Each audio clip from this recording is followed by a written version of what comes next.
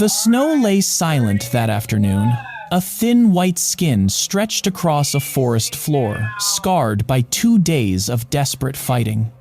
Smoke drifted between the bare trees, carrying the faint metallic scent of burning steel. Somewhere beyond the mist, engines growled a deep, deliberate sound that told every man listening exactly what was coming. And in the shallow cut of a frozen drainage ditch, one young officer understood that the next hour would decide whether anyone under his command survived at all. 6 armored silhouettes were moving toward the woods, their tracks grinding through the ice. Behind them, a wave of infantry in white camouflage advanced across the open field. 18 exhausted Americans waited in the trees, down to their last ammunition, facing an attack designed to break more than a line. It was meant to shatter the last Allied foothold, guarding the road to Germany. What compels a man, barely 19, to stand his ground against a force that should have crushed him in minutes? What turns a burning vehicle, moments from exploding, into the final refuge of a soldier determined not to lose the ground beneath his feet? To answer that, we must return to the winter of 1945, where destiny narrowed to a single clearing in a French forest, and one impossible stand began. The battle that unfolded in the forests near Holtzwihr did not begin with heroism. It began with exhaustion. For 2 days, Company B had pushed through frozen woods where the ground was so hard that even seasoned infantrymen could not dig proper foxholes. Every step forward had been paid for in blood. 102 men killed or wounded before the unit ever reached the position they were ordered to hold. By the morning of January 26, only 18 remained, scattered among the trees like the last embers of a dying fire. The terrain itself seemed determined to defeat them. The Bader Reed Forest clung to the eastern edge of the Colmar Pocket, the final German stronghold west of the Rhine. Whoever controlled these woods controlled the narrow road that cut through them, a lifeline for Allied forces advancing north, and a gateway that German armor would exploit if it fell. Snow muffled sound, but did nothing to conceal the hulking silhouettes that often emerged from the tree line. Tanks probing for weak points, infantry testing the American defenses, artillery feeling out the range. Higher command understood the risk with painful clarity. The Colmar Pocket had resisted Allied pressure since November 1944. Its collapse would open the path toward Germany itself. Its survival would prolong a brutal winter and cost thousands more lives. For the 3rd Infantry Division, holding the woods near Holtzwihr was not a tactical choice. It was an obligation woven into the success of the entire campaign. Into this crucible stepped a 19-year-old officer who had never asked for command. Hours earlier, he had been a platoon leader. By dawn, he was the last surviving officer in the company. Responsibility had found him through attrition. One by one, the veterans who had carried Company B through North Africa, Sicily, and Italy had fallen. Now he alone had to hold a position that had already shattered a larger and better supplied unit. As he studied the fog-bound clearing ahead, the signs of what was coming became unmistakable. Tracks in the snow, the low growl of engines approaching from Holtzwihr, movement disciplined, deliberate, spreading wide. The enemy was not probing now, they were committing. 6 Panzer V tanks were advancing in 2 wedges, supported by a full complement of infantry in white winter camouflage. The attack was not designed to pressure the line. It was designed to break it. American doctrine was clear. When outnumbered and outgunned, a small unit should fall back, regroup, and fight another day. But retreat here meant surrendering the road, inviting enemy armor to drive directly into the regimental command post barely a mile behind them. If Company B withdrew, the entire sector could collapse. 18 men, 6 tanks, 250 infantry, and 1 narrow strip of road that could not be lost. As the German formation emerged fully from the mist, the young officer understood that the opening moves of this battle had already been decided. There would be no retreat. Not today. The German assault began with a kind of cold precision that only seasoned soldiers recognize. Artillery whistled overhead, exploding in the frozen woods behind Company B's line, shaking loose branches heavy with ice. The barrage was not meant to destroy the Americans outright. It was meant to pin them, to blind them, to ensure that when the tanks arrived, nothing would stand in their way. From the edge of the trees, the first M10 tank destroyer opened fire. Its 3-inch gun punched a shell across 700 yards, striking the lead panzer head-on. The round skipped off the tank's angled armor, a harmless flash against plate steel. A moment later, the German 88 returned the gesture with brutal efficiency. Fire burst from the M10's crew compartment. Its hatch flew open. Men tumbled out and sprinted toward the tree line as the vehicle burned behind them. The second M10, positioned farther to the rear, fared no better. Flames licked at its engine deck, the smell of burning fuel spreading across the clearing. Any rational soldier would have avoided the smoldering machine, a steel coffin waiting to erupt. But the young officer knew something the Germans did not.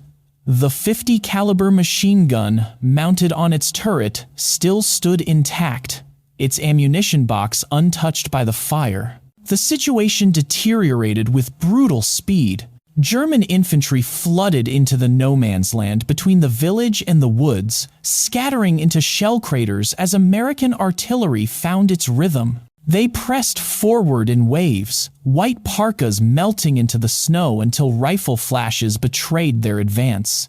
At 400 yards, their outlines sharpened. At 300, their machine pistols began to chatter. Company B's thin line lit up with rifle and carbine fire, but it was clear to everyone in those trees that small arms alone would never stop armored steel. Realizing the line would soon be overrun, the officer made a choice that defied doctrine, logic, and survival instinct. He ordered his men to fall back deeper into the forest, to positions where they could regroup and avoid annihilation. Then, with the field telephone in one hand, he ran alone toward the burning M10, weaving through explosions and rifle bursts that cracked the air around him. Reaching the tank destroyer, he hauled himself onto the scorched hull, feeling the heat through his gloves. Smoke poured from the open turret. Inside, visibility shrank to a haze of firelight and choking fumes. But the .50 caliber was still there, steady, loaded, and capable of reaching every German soldier on the field. He climbed onto the turret roof, pulled the charging handle back, and set his shoulders behind the weapon. The first burst tore across the clearing like a thunderclap. German infantry dove instinctively, but there was nowhere to hide.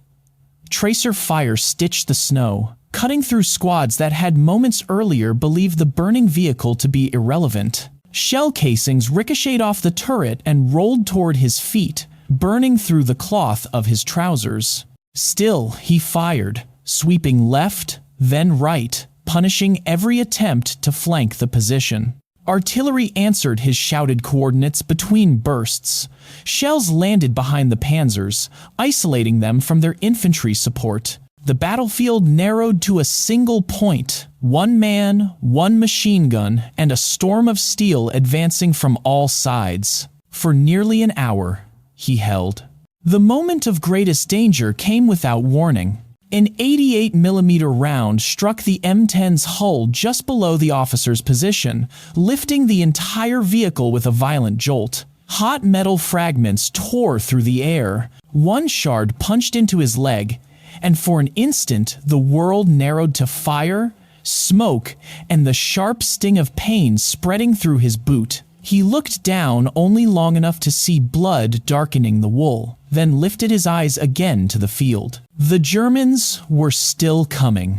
At 150 yards, he could see their faces, now young men struggling forward through snow-churned red and brown. Some were terrified, others resolute, all of them caught in the grinding logic of an assault that no longer made sense. They pressed on because their orders demanded it, because the tanks behind them expected it, because retreat under fire was often deadlier than advancing. But each burst from the .50 caliber sent bodies tumbling, scattering the formations that had moments earlier looked unbreakable. When German squads attempted to cross a drainage ditch on his right, he pivoted the heavy machine gun and cut them down before they could close the last few yards. When another group tried to use a cluster of trees for cover on the left, he shattered branches and bark with controlled bursts, leaving the ground beneath them littered with splinters and bodies. Every maneuver the infantry attempted met the same answer: steel, smoke, and the relentless hammering of the Browning. The Panzers struggled to bring him into their sights, but the burning M10 sat in a shallow depression. Smoke rolled over the turret in thick waves, obscuring him from the German gunners. They fired again and again, each impact rocking the hull, each explosion threatening to send the ammunition inside into a catastrophic detonation. But none found the man behind the gun. As the infantry thinned, their resolve faltered. Soldiers who had advanced with determination now hesitated at the open field, refusing to leave their craters. Others crawled back toward Holtzwihr, dragging wounded comrades through the snow. Without infantry support, the tanks became exposed. In close terrain, armor alone was vulnerable, something every German commander on the field understood. When the lead panzer rotated its turret and began backing away, the rest followed. What had begun as a coordinated assault dissolved into a retreat. The officer fired his last belt into the fleeing ranks, then released the trigger as the bolt locked back. For the first time in an hour, the battlefield fell silent except for the crackle of the fire beneath him. His leg buckled when he climbed down. He staggered through the snow, dragging the field telephone with him. 30 yards away, the M10 erupted. The blast tore the turret free and hurled it through the air, flames clawing 100 feet upward. If he had stayed atop the vehicle a few seconds longer, no trace of him would have remained. Reaching the edge of the woods, he found his 18 men emerging from the trees, every one of them alive. He refused medical evacuation. The enemy was fleeing, disorganized. This was the moment to reclaim the ground they had lost. Under his direction, Company B advanced once more into the clearing. There was no further resistance. The Germans were gone. By the end of the day, the Americans held their position. By the next afternoon, Holtzwihr fell. 2 weeks later, the Colmar Pocket collapsed entirely. 1 hour on a burning tank destroyer had helped shift the momentum of a campaign that had resisted Allied efforts for months. In the days that followed, the story of what happened near Holtzwihr began to filter upward through the American chain of command. Reports from surviving riflemen, artillery officers, and Staff Sergeant Elmer Brawley all aligned. A single officer had held an entire German assault at bay long enough for his men to survive and for the line to hold. But in the broader context of the war, the implications stretched far beyond one battlefield. For American commanders, the action at Holtzwihr highlighted a reality that doctrine often struggled to capture: the power of individual initiative. The U.S. Army had long emphasized unit cohesion, coordinated maneuver, and disciplined withdrawal when outnumbered. Yet here was an instance in which one soldier, armed with a burning tank destroyer and a field telephone, had altered the outcome of a divisional operation.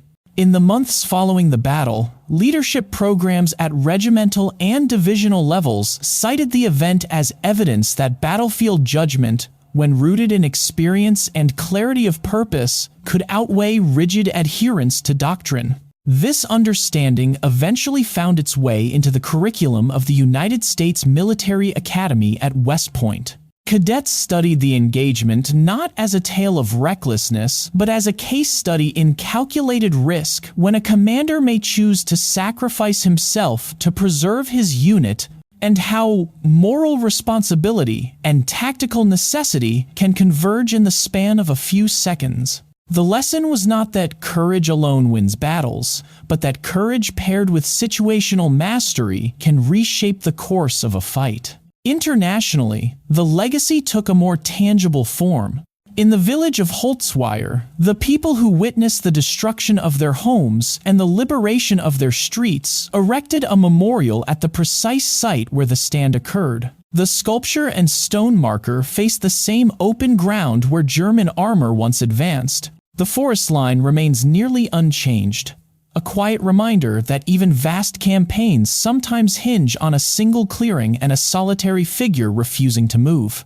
Yet perhaps the most enduring consequence emerged far from the snow of 1945. In the decades after the war, the officer who survived that hour on the M10 became one of the first public voices in America to speak openly about the psychological wounds carried by combat veterans. His testimony before Congress and his advocacy within the Veterans Administration helped lay the groundwork for what the nation would eventually recognize as post-traumatic stress disorder. The soldiers he saved at Holtzwihr were not the only ones whose lives he would touch. When the smoke finally cleared from the forest near Holtzwihr, the battlefield revealed no triumphal banners, no crowds, no fanfare. Only the quiet aftermath remained: shattered trees, frozen earth, torn open by artillery, and the long shadows cast by lives that had nearly been lost. In that silence, the meaning of the stand became unmistakable. It was not about a single act of bravado. It was about the weight one soldier was willing to carry so that the men behind him would never have to. The hour spent atop the burning M10 did more than repel an assault. It reshaped the idea of leadership under fire. It reminded commanders and future generations that courage is rarely loud, rarely clean, and never free. It comes with smoke in the lungs, wounds in the flesh, and years of memories that refuse to fade. The officer who stood in that blaze carried those memories long after the war ended, long after the applause faded, long after the medals were stored away. His struggle with the hidden wounds of combat would become a second fight, one fought not with weapons, but with honesty, vulnerability, and a determination to ensure that other veterans would not face their battles alone. Today, the clearing near Holtzwihr remains almost unchanged. The road still cuts across the field. The forest still rises along the eastern edge.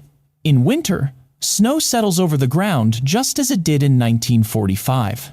Visitors who stand at the memorial can trace the line of advance, feel the cold wind that once carried the sound of tanks, and understand, if only faintly, how narrow the margin between survival and destruction truly was. Perhaps that is the real legacy of the battle, the knowledge that history can pivot on the actions of a single individual at a moment when retreat feels easiest and resistance feels impossible. It is a reminder that courage often appears when there is no one left to witness it, and that the quiet resolve of one soldier can echo across decades. As you reflect on this story, consider the lessons that endure. What does leadership demand in moments when the odds are absolute? How do we honor those who return from battle carrying wounds unseen? And what responsibilities do we inherit from those who refuse to let their friends die on a frozen field far from home?